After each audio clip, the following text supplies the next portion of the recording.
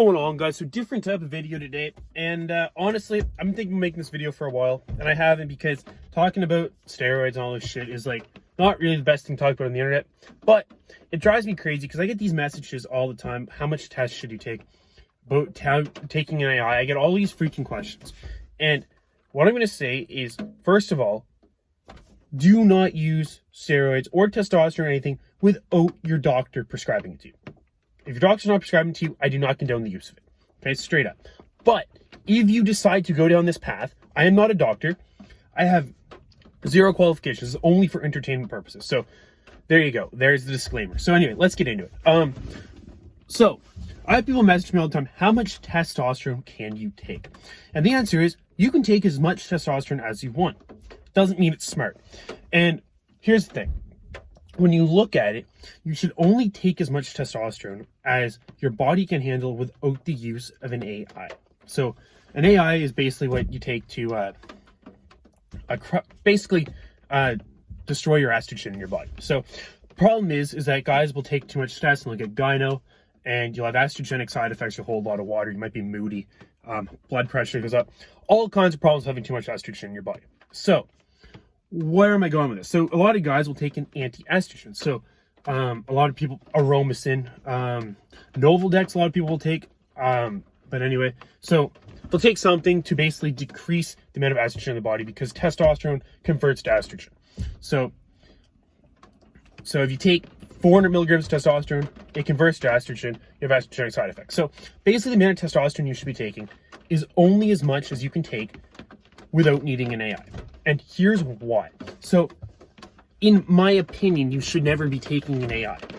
And I get that before a show, something like that, people are going to take anti-estrogens, but hear me out for a second. So, sorry, I've had a conversation with somebody this morning. It pissed me off, so this is why I'm kind of ranting about it. But anyway, what is the purpose of taking an AI? To decrease your estrogen.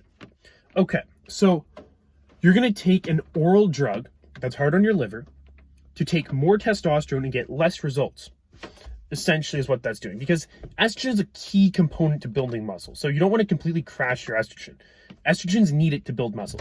And so you guys can do your own research on that, but just take my word for it, or don't. Actually go do your research on it. So you take let's say you're on 500 milligrams test, and you're taking an AI 3 times a week.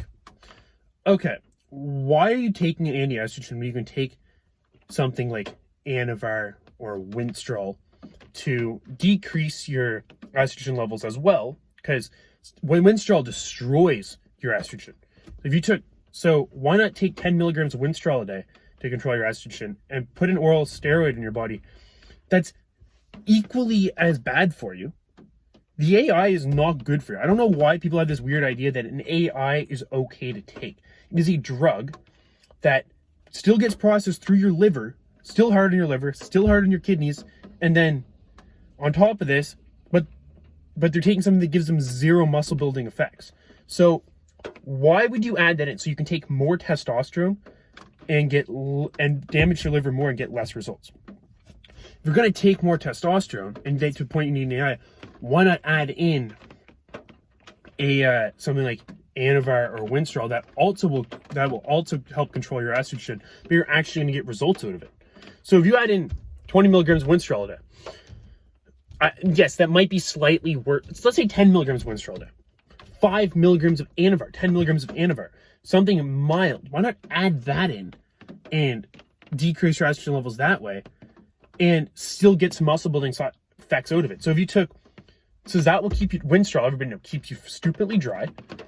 It will still screw up your lipid profile, but so will an anti-estrogen. So why not just take something that might give you a couple extra pounds of muscle on your cycle and with the same amount of damage? Does that make sense? And I know people are going to say, well, I don't want to add an oral steroid, but you're already adding a freaking oral to your cycle anyway. Don't think that taking an AI is not hard on your liver. And most of you guys wouldn't know this because most of you guys don't get your fucking blood work done. And it pisses me off. Oh, I'm totally fine. I'm only on 500 milligrams of test and I take an AI every single day. I had somebody fucking tell me this. I take an AI every single day. If you're going to take an AI every single day, first of all, you're a moron. And you're taking way too much testosterone. Use another compound. Like, if you can only handle 70 milligrams of test a day, then take 70 milligrams of test a week, then take your 70 milligrams of test a week and use another compound with it.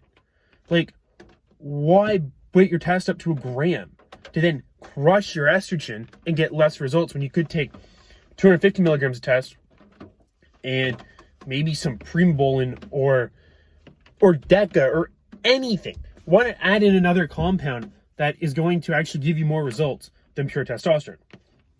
Like, does that make sense to you guys? Like, I'm sorry, I know I'm just ranting on, but it really, really bothers me that people just blindly do what people tell them to do. And I get it, I understand. Because people come up and ask me these questions, I'm very, very calm, because believe me, when you first start using anything, you are so misguided and you have no idea what you're supposed to do. And you take people's words on it because they're in good shape and they've been doing it before.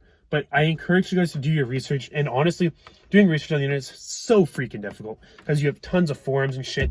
You read medical journals and tells you one thing, but it was a study with like 6 people. And you're like, that doesn't even really mean anything, because like you do a study with some people that didn't eat or didn't train. And you're like, well, that's completely irrelevant.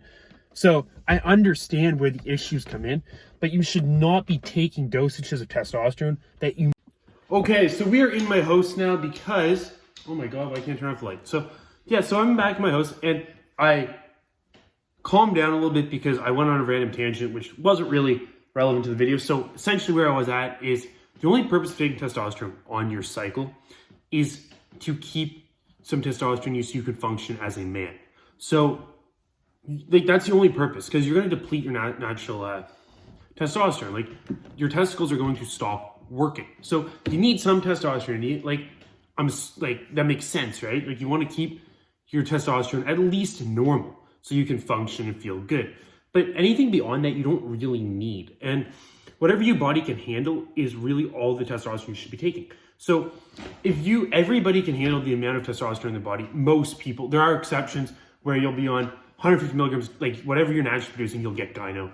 And in that case, yes, there are times to take anti-estrogen if it's prescribed by a doctor. But my problem is I see these guys 500, 600, 700, a gram, 2 grams of test, and they're taking so many AIs, and it's so bad for them. They don't even think it's bad for them.